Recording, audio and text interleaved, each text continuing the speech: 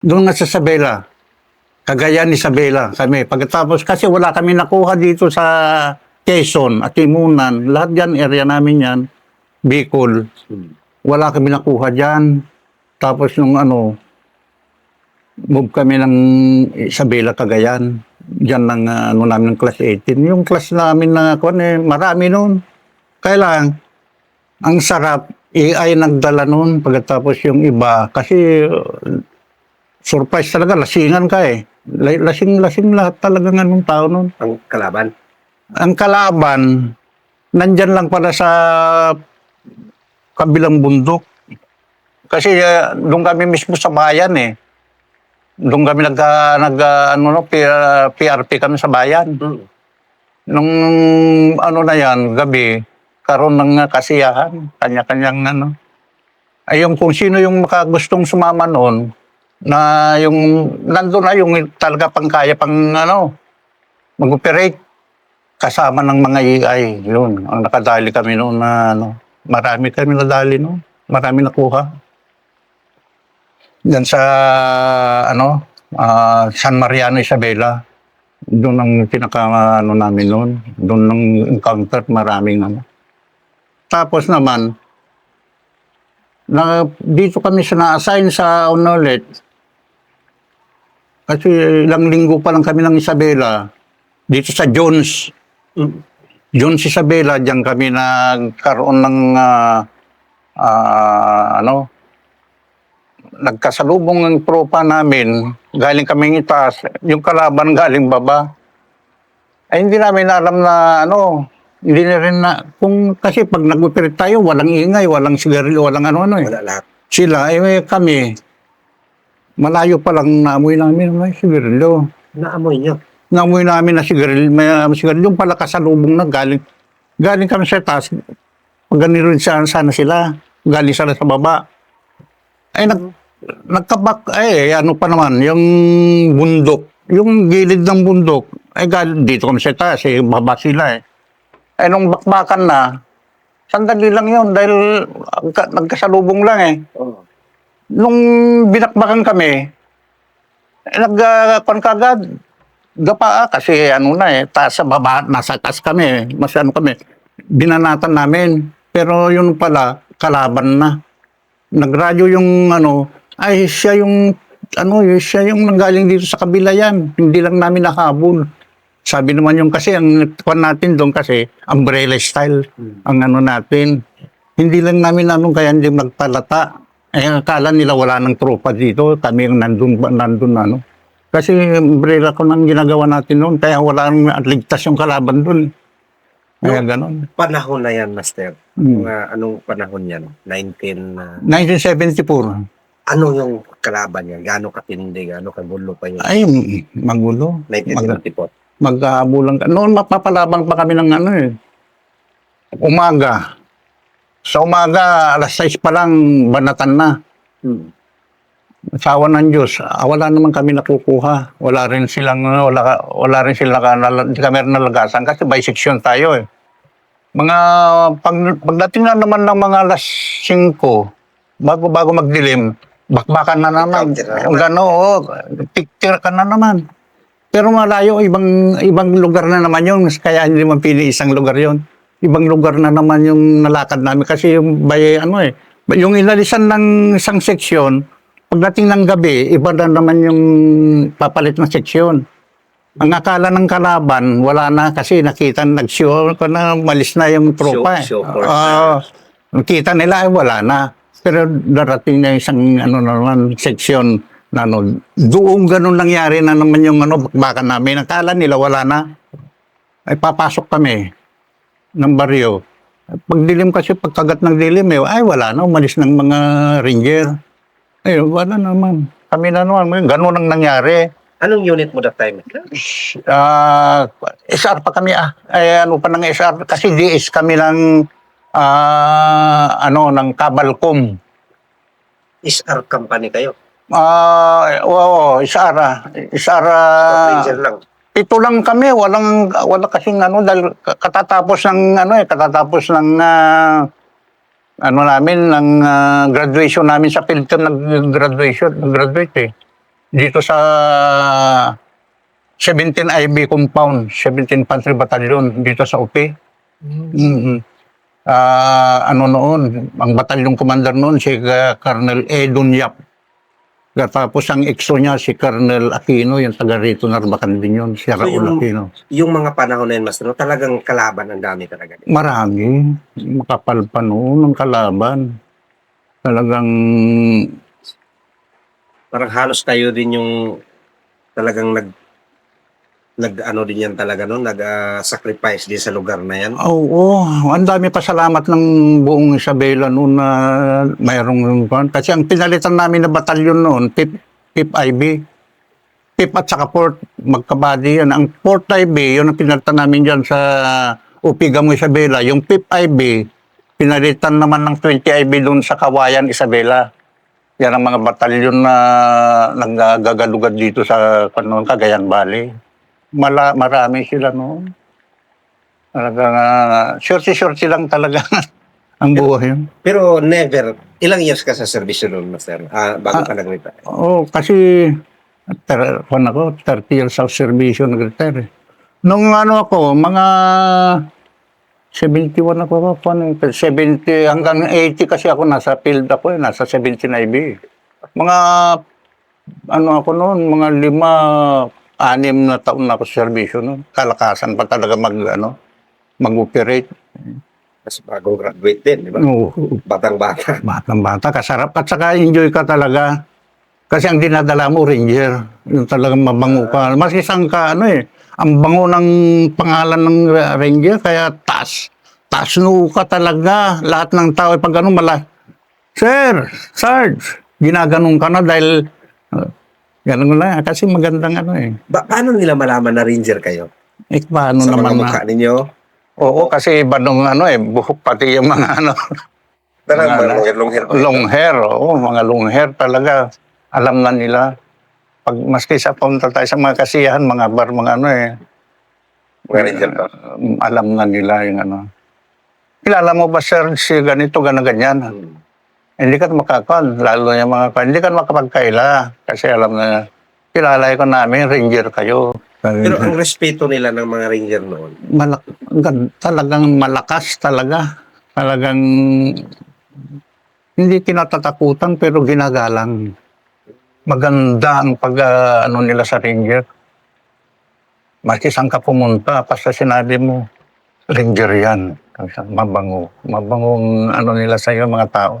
Maski sa mga bayan-bayan pag naman sir, doon kayo sa bahay mananghalian. Sinasabihan ka ng sir, salamat po. Ganun na. Ganun ang ng ranger nung araw.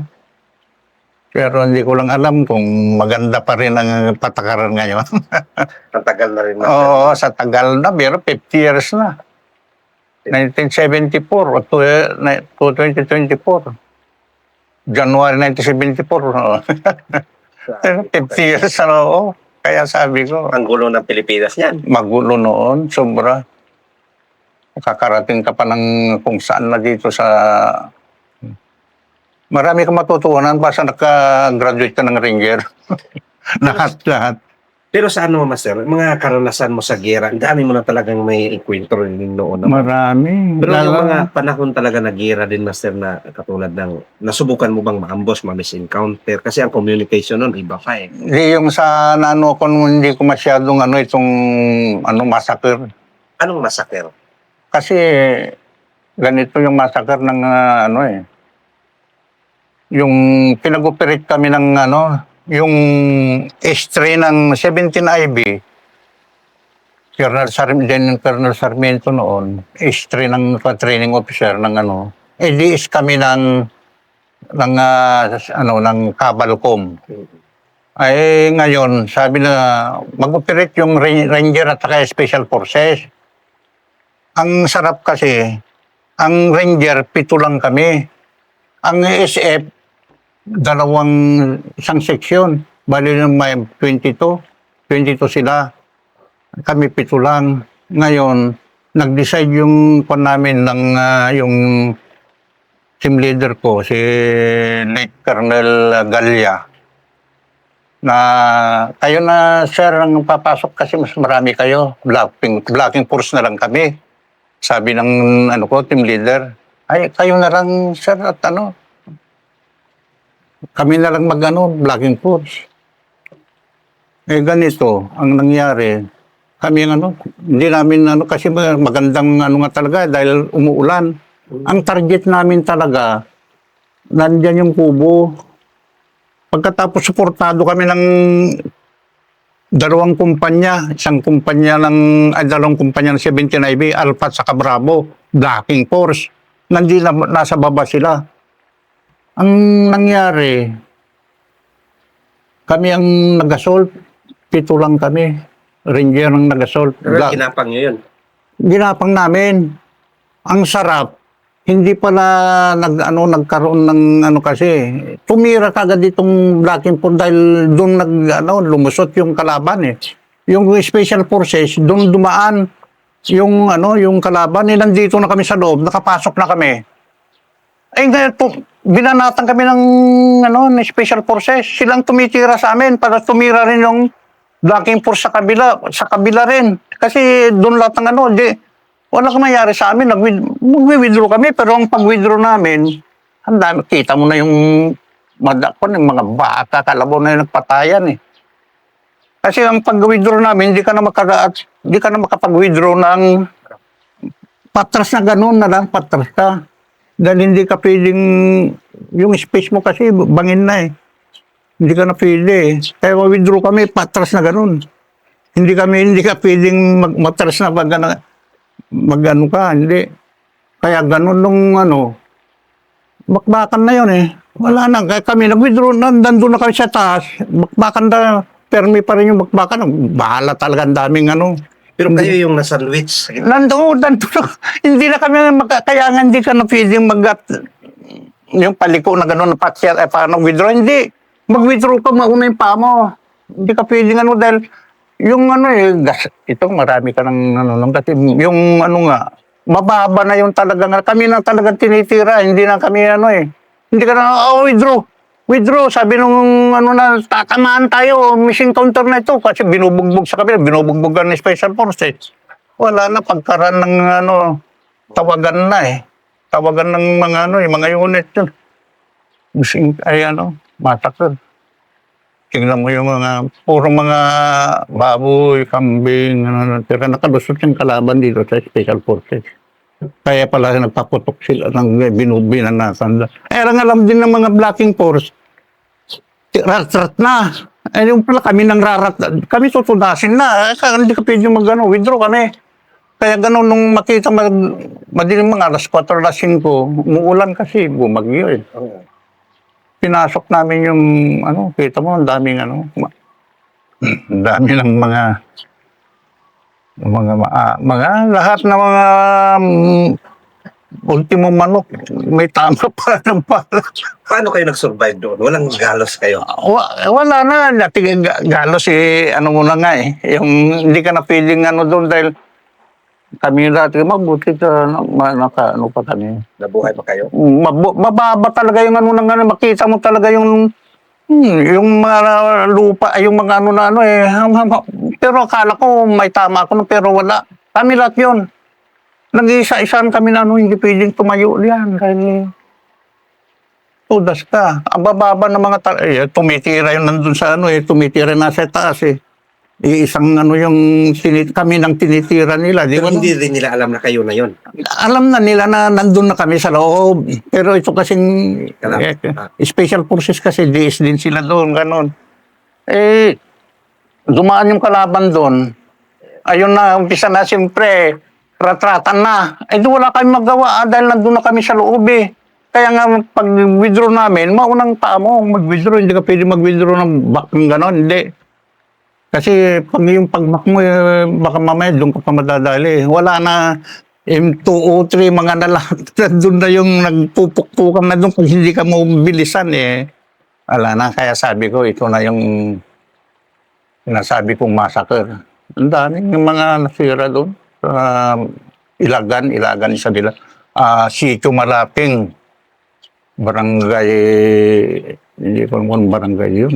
Ilagan, basta Ilagan, Isabela. Pero lahat ng team ninyo, alam nyo na hindi na ito kalaban ang tumitira sa atin. Man din wala nang ganung kalaban eh. Dahil magkabilaan na kasi, ano na eh, talaga pukpukan na eh. Sabi, hindi na. Pero Okay. survive pa rin kayo. Oo, survive pa rin kami, kaya pasalamat. Salamat sa namin. Naka-withdraw kami ng, hapon na, gutom na gutom kami dahil wala ka nang malayo kasi alam mo ng ranger talaga pag tumira, puro mga alanganin na, nga. Kaya yun ang gustong-gusto namin dahil madali maka-score, ganon. Oo. Ayun ang, namin Mga bata pa, young blood. Oo, talaga lakas. Pagkatapos, sabi naman kasi ng kayo na lang, sir. Kasi kami na lang mag-black and forth. Sabi dapat sila dahil marami. 2 seksyon, samantalang isang team lang kami, 7. Kasi nung briefing na yan, nagkakamuwi na lasing pala. Nung nag-decide naman tong team leader namin noon, tayo na lang papasok. Kasi 7 lang tayo, yung marami. Special Forces. Black and Force yung isang kumpanya ng Alpha at saka Bravo ng 79, yun ang naging Black and Force. Pero hindi naman dumaan doon dahil kabilang ilog yun eh.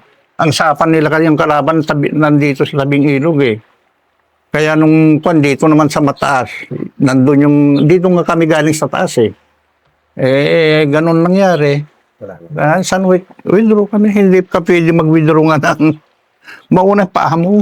Tulak ka lang. Kaya nasubukan mo talaga yung tutok ng kasama, no? Ay, sus. Ano pakiramdam ng kalaban din? Hindi. Ang talaga totoo ito. Pag hindi ka ang unang mo talaga, makaamoy ka ng Pag nakaamoy ka na, medyo malakas na loob mo. Maski sa pa lang ang tinitira namin, yung kubo yan, talaga kubong ang hawak ko pa naman yung M2 na carbine. Ang sarap. Yung pinutok ko, tumalasik pa yung bolts. Kaya nga sabi ng papatayin tayo itong mga aramat kasi mga luma na ba? Yung mga Nung nagamit nyo noon? Kaya, ang dami ng bala, pero pag tumatalsik na yung bolts eh. Kaya ayaw na ng M2 na carbine. Maganda pa naman noon, kaya lang. Pag uminit na, tumatalsik na yung So yun pala ang mga carbine noon. Kaya nung M14 na lang, mas sigurado pa. Kasi ang gamit namin ng M14 noon, yung mga ng na-capture ng SR natin ng class 14. Doon sa, ba yun? Yung sa ng barko. Yung na-capture. Talagang bagong-bagong mga M14 nila noon. Yun ang mga ginamit namin na sa Liguyo Point, doon sa Palanan, yung mga nakuha. Yung may karagatan. Oo, yun. So yun yung Mga ano bago. yung nagiging attitude o mga behavior ng mga kasamaan mo, Master, na kayo na pala yung na-sandwich doon? Ay, wala sila. Ang after na. Sabi namin, di ba nagkaroon ng after encounter report, gano'n, after operation report. Doon na nagkaalaman na sabi kasi ng Special Forces. Dumaan sila, sir, dito sa tabi namin. Nauna sila nagpaputok, sabi gano'n. Ay, gumanti kayong putok. Ayun na nga. Nag-upakan na, gano'n. Ay, ang sarap naman. Paano yung ranger, makakano pa doon, hindi na makakagandon. Sandwich na silang mamamatay na talaga. Kung hindi kami agad, withdraw, huwag tayo na, nandyan na, patayin tayo. Hindi na kalaban papatay. Friendly forces nang tumitira sa amin. Wala na. Ramdam nyo na kagad. Oo. Kasi hindi ganito. Hindi abot ng ganitong labanan dito eh. Hindi ba, alam mo naman kasi yung mga ganyan hit and run sila pag gano'n Hindi pwedeng magtagalan matagal na yung 5 minutes na bakbakan. Pero lang kung talagang hold the line sila doon. Pero kung hindi na abutin ng 5 minutes, matagal na yun. So, yun talaga rin. Isa sa mga karanasan mo rin. Oo, talaga rin. Marami rin. Kaya Sa serbisyo, Master, never kang namundi. Never kang namundi. Sa, Serbisyo. Natama. mm, Muntik-muntik ka na. hindi, ayoko lang ano, kasi hindi ko diniklara noon na ano ako, na natamaan. Yung itong nung ano na yan, natamaan ako, kaya lang hindi ko naramdaman noon na ano, hindi ko naramdaman noon na may tama ako. Kasi nag-dive kasi ako noon eh. Ayan o. Hindi ko sinabi na, kasi late na nung na ano ko na may tama pala ako eh. So, hindi pala ganun kadali. Oo, kasi pukpukan yan eh, nagpupukpukan ng ano hanggang ano, kasi gabi pa yan eh. Madaling araw na, yung madaling araw, yun na. Pero hindi ko pa naramdaman dahil bagyo yan eh. Ang bumabagyo, hindi mo maano lang ko, basang-basa na lahat, basa lahat ng ano. Kasi bago kami nakarating doon sa target, eh, ilang ilog pa ang dinaanan namin. Ayan, kaya nagpasalamat. Ang ano ko dito, eh, nung dumapa ako, nakataas yung ano ko, kaya nakuha. Hindi ko na ano na may sugat ako noon. Hindi ko na naramdaman. Kasi ano na, hindi naman nag-ano. Pero nung natapos na ano, wala pa, hindi ko pa ano. Dumating kami doon sa hapon pa ko nakita na yung ano pala, may butas yung uniforme ko eh. Sabi ko, ba, may tama ako. Sabi. Hindi ko na dineclare kasi parang nahiya na rin ako mag-ano ng ano dahil late na eh. Late na. Oo. Hindi ko na lang ano, may tama ako body pero maliit lang ako doon sa ano. Hindi ko na. Nakapasok. Hindi ko, kaya sabi ko hindi. Bali wala, ganun lang. Eh, hindi naman tayo maarte kasi na ganun, hindi na. Wala yan. Mas maano pa, kinagat lang ng ano yan, langgam. Ganun ang istorya ko niyan. Kaya, marami lang istorya na ano. Tandaan mo pa naman. Oo. Tagal na lang. Oo, matagal na. So, kuwan, Master, mensahe ko sa ating mga kabataan ngayon na gustong maglingkod sa bayan. Ano yung mensahe mo na isa ka ring veterano sa pagsisilbi sa bayan? Sa ngayon, kung ano ng mga kabataan ngayon, kung gusto nilang maglingkod sa bayan, eh, may rekomenda ko rin na maganda itong Scout Ranger na course talaga. Dahil malaking tulong. Hindi basta-bastang ano nito. Kung